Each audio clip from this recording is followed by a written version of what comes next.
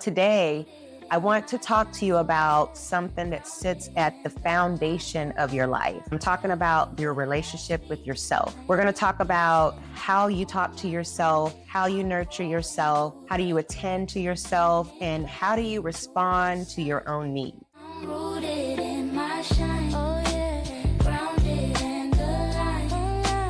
Every word I speak, planting peace in my own mind.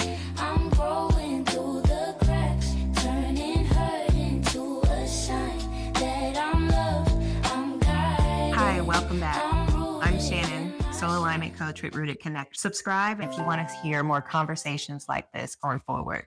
It also helps us to extend our reach. So today, I want to talk to you about something that sits at the foundation of your life. And I'm talking about your relationship with yourself. We're going to talk about how you talk to yourself, how you nurture yourself, how do you attend to yourself, and how do you respond to your own needs. Many people are trying to build healthy relationships with others, but the truth is the relationship with self is the one that everything grows from. Everything starts from the self. And you've heard me speak about this quite a few times, that everything starts with self and everything is going to ripple out or grow from the self. So what I want to introduce to you are the 4 qualities that I believe are foundational to any relationship, but especially with yourself.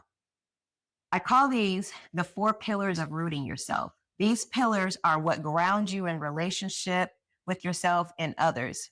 What we're going to talk about today, not only, again, is for you, but it's also tools and principles that will ripple out for your relationships beyond you.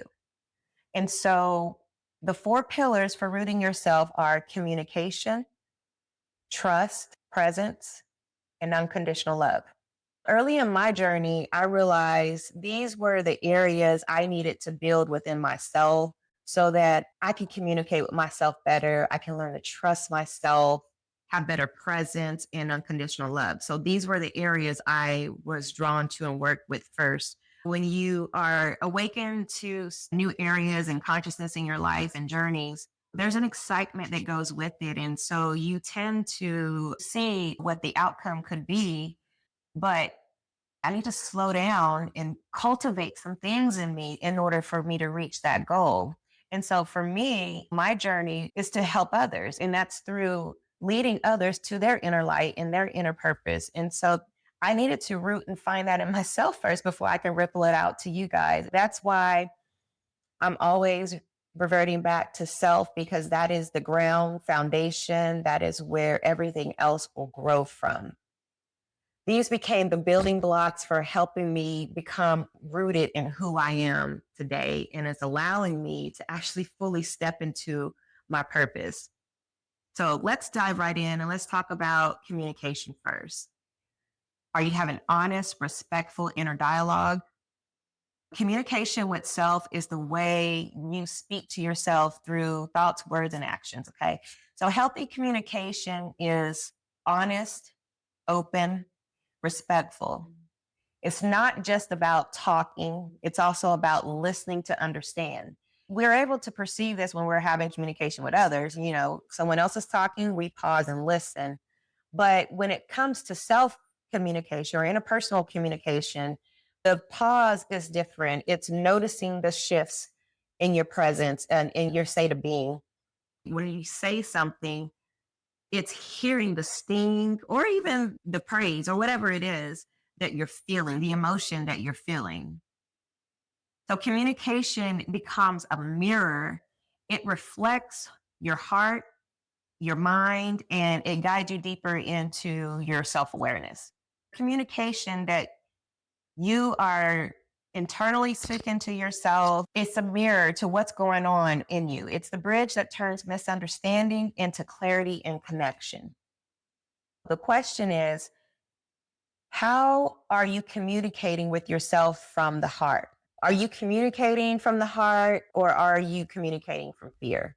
How is your communication with yourself? That's the self-reflection question we're going to land with. Some examples of communicating from fear, it may sound like criticism. that internal dialogue. You might have communication that I'm not good enough, that I'm probably going to mess this up, because that fear is trying to protect you from failing by shrinking you first. So remember, I've talked about that shrinking feeling, or the feeling of being compressed or squeezing. Those are signs that something is not aligned in our life. And so this fear is not aligned, and it wants to automatically shrink you first before you even try to do that thing that you're communicating with yourself to do. The second thing is second guessing yourself by saying things like, well, what if that's the wrong choice?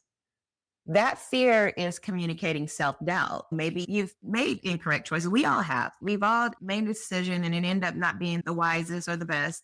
And so going forward, that imprint in your subconsciously are saying, I don't know if I can do this. I don't know if I'm going to make the right. So it's not like you're consciously saying, I'm going to make a wrong choice. No, it's the energy, the subconscious energy behind that. And these thoughts are starting to feed in.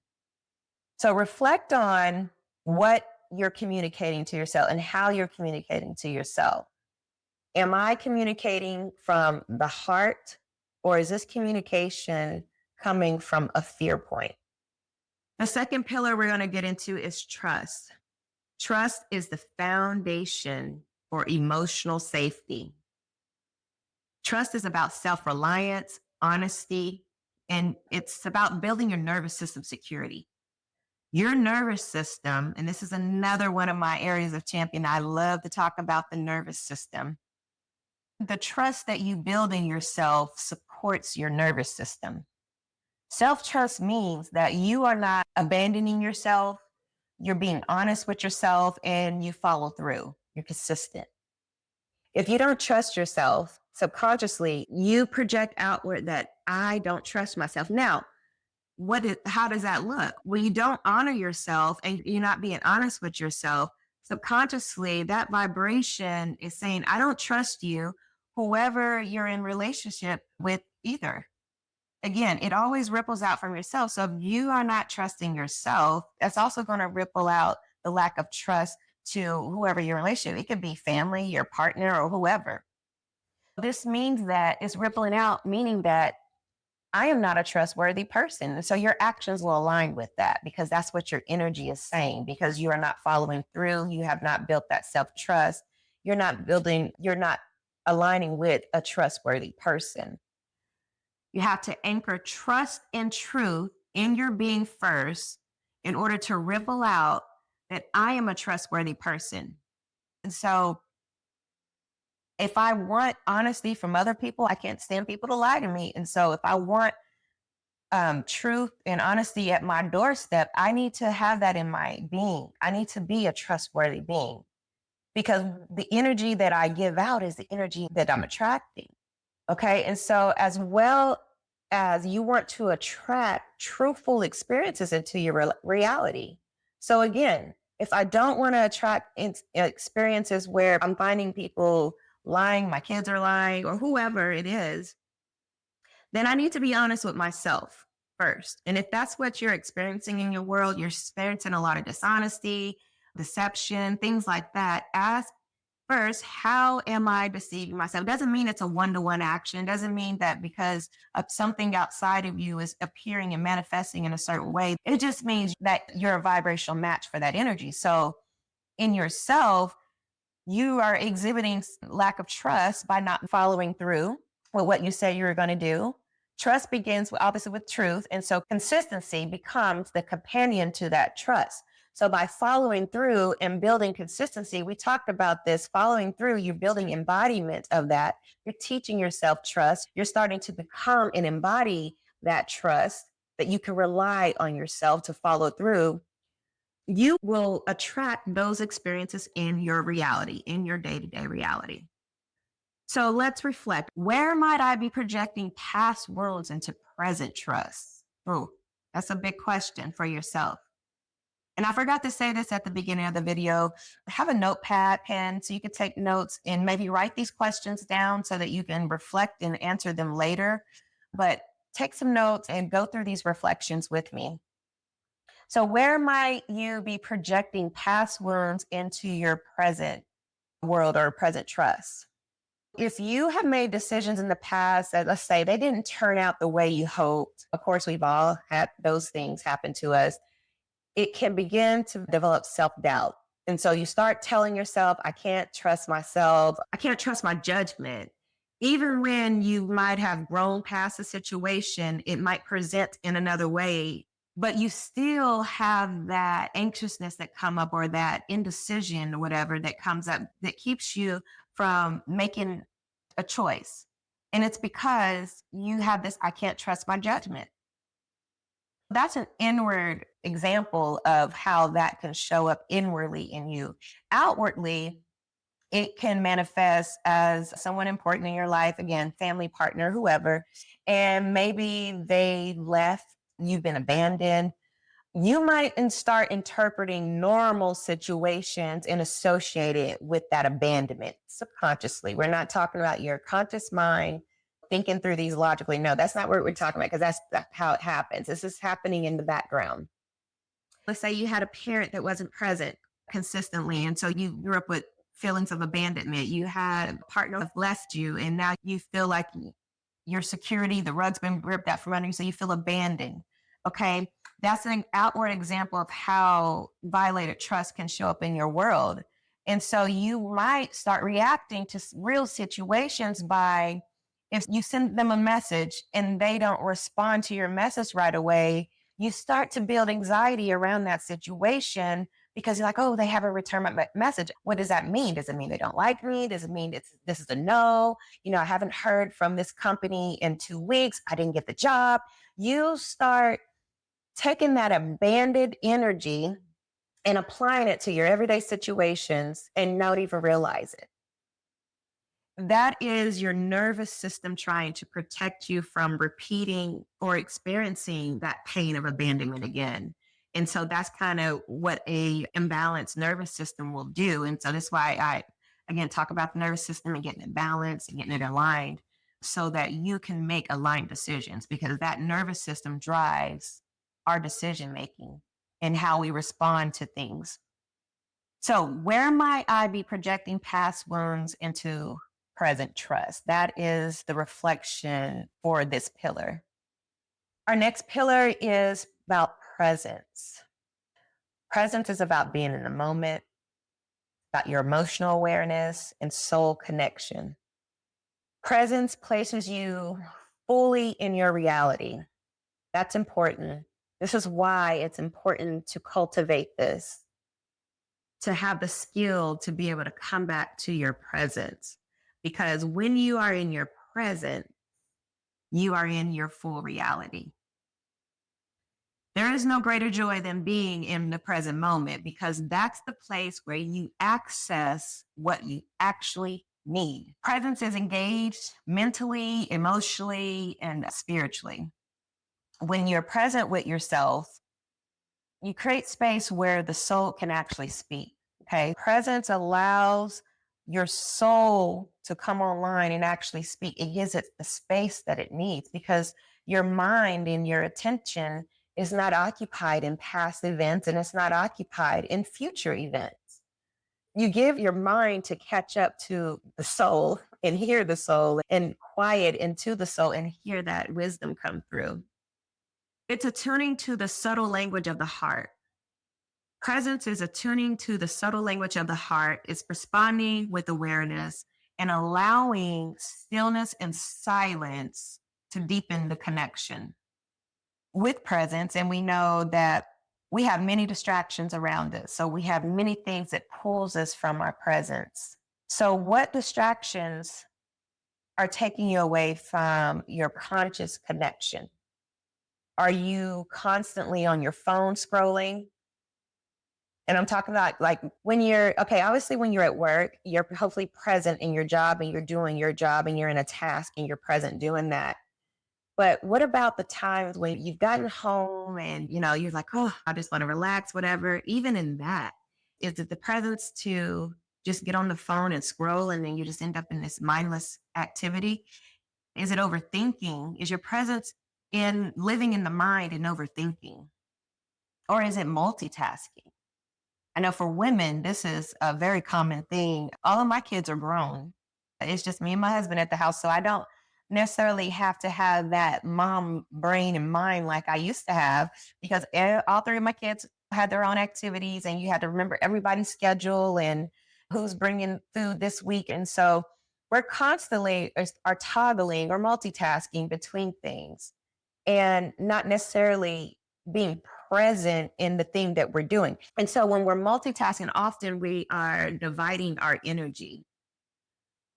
Now that I've established this presence in my world, in my inner world, I vow to be present in my moment. I find it challenging to actually do multiple things. For instance, if my husband walks in the room and I am on my phone, or maybe I'm in the middle writing something, or whatever, instead of me trying to hold the presence and attention to finish whatever I'm doing, I pause and I stop and I listen to what he's saying because I've set these boundaries up in my inner space. It's not allowing me to effectively toggle energetically for my nervous system. It's better for me to just stop that and just take that moment, hear what's being said, and then I can go back into what I'm doing. And so presence is taking priority in my life. And I encourage you to evaluate where your presence is and make that a conscious thing for you every single day when you notice that, okay, even if it's washing dishes, I'm coming in here to wash the dishes. And then when you're washing dishes, are you thinking about your to-do list for tomorrow? Washing dishes can be a meditative or cleaning can be a meditative activity when you involve your presence. And in that moment, you can hear spirit clearly. You can hear your higher self come through clearly on things that you might need to do or cultivating yourself or just bright ideas or inspirations when you devote your presence. It allows that connection. The fourth pillar, it's about unconditional love. Unconditional love is about loving yourself without conditions. It's about compassion towards self and energetic boundaries. And there's a theme here. These pillars are all energetic boundaries. And these are, again, things that I cultivate in myself. I did a video recently on authentic living and boundaries, and you can check it out after this video. But unconditional love is loving yourself without conditions to your worth. Loving yourself without conditions to your worth. So you have a circumstance that happens, it does not reflect on your worth. It's love that is free from expectation, judgment, or limitation. When you extend unconditional love to yourself, you naturally create energetic boundaries. These are naturally creating boundaries. And when these things are cultivating yourself, meaning that you have embodied these things, it's going to send out an alert when it's being violated. When you love yourself without conditions, you stop accepting conditional treatment because you've now have established this energetic boundary within yourself. So what conditions might you be placing on love without realizing? What are some conditions? Maybe it's love through achievement. You place conditions on love through achievement. You tell yourself things like, I feel proud of myself when I'm able to accomplish this, or I feel worthy once I reach this goal. Now, you might not consciously come out and recite to yourself, I feel worthy when I finish this goal and when I complete this task. No, we're talking about what your energy is saying. You develop this subconscious thing of when I've completed that and I hit that start button, I've hit that send button, I've submitted whatever it is. Now let's celebrate. I can feel worthy of love. Oh, I'm so proud of myself. It's being proud of yourself from the get go, regardless if you get the goal completed or that assignment submitted. It's regardless. And you also might exhibit through perfection based love. You only extend love to yourself when you've done everything right. If you make a mistake, you're hard on yourself. You may withdraw the compassion from yourself and not extend grace to yourself because it wasn't perfect. It didn't go by the plan of how I set this up, how I dreamt it. You fall into these feelings, these thought patterns. to where you feel like you're a failure. And so you don't extend that love to you. You would probably extend it to someone else. We can see that extending unconditional love to other people, it seems like it's a little easier than recognizing if we are extending unconditional love to ourselves. So let's go inward and be aware of that because love becomes dependent on being perfect when you're in that mode of basing it on perfection. So communication, trust, presence, unconditional love are pillars that you root in yourself first. When these pillars are strong, your relationships become stable, grounded, and aligned. And when you are rooted within yourself, every other relationship around you begins to transform. Because if you have rooted in yourself that you have great, loving interpersonal communication, you've established trust with yourself, you are present with yourself, you love yourself regardless, unconditionally, that's going to affect the people around you. So if you are in a situation in your family and your outward situation is not ideal, let's start transforming self and start looking inward first. Because the way you relate to yourself becomes the blueprint for how you relate to others and how others relate to you. That's a clue. How are you relating to others and how are others relating to you is that mirror for your inner world. And it's also the blueprint and the instructions on where do I need to start with my self journey, with my inward journey, with my returning to my authentic self journey. Just take a picture of your outward life. It's the mirror. So if this message resonated with you, take a moment today, reflect on which of these pillars you may be strengthening in your life right now. Don't try to take on all four at one time. These are big things and assignments to establish in yourself and let it take time to develop. Let me know in the comments which of these pillars that you may be strengthening or want to strengthen in your life right now. If you're on a journey to reconnect with yourself, I invite you to book a free connection call with me. You get 45 minutes, and it's a space simply set up for us to meet, connect, and see if we are aligned to work together. And so I will put the link to book your free connection call down in the description. Just look in the description for the link, and you can book your call there. If you feel that inner nudge, you watched this video, you stayed, and you feel that inner nudge and like, oh, that's me. You identified yourself. That's usually a sign that you're ready to start this conversation. That's usually a sign that your soul is ready to move forward. So thank you for being here. I'll see you next conversation. Peace and love.